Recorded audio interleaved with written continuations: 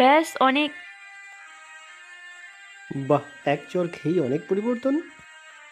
স্ত্রীকে মাথায় নিতে নেই, সবসময় পায়ের নিচেই রাখতে হয়। ফাইনালি আজকে স্যালারি পেয়ে গেলাম। আমার সঙ্গে রেস্টুরেন্টে যাবে কি? না, তুমি গিয়ে আসো, আমি বাড়িতেই খেয়ে নেব। আজকে বাইরে গিয়ে খেয়ে আসি। কেন, বাড়িতে খাবার নেই মনে হয়?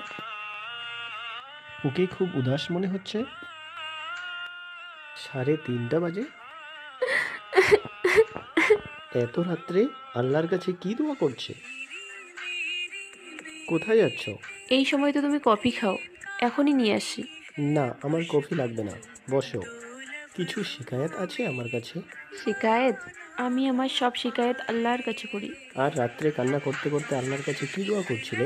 একটা সময় ছিল যখন আমি আল্লাহর কাছে তোমার সাথে আমি সুন্দর জীবন গড়ার দোয়া করতাম, আর এখন তোমার থেকে দূরে যাওয়ার দোয়া করি।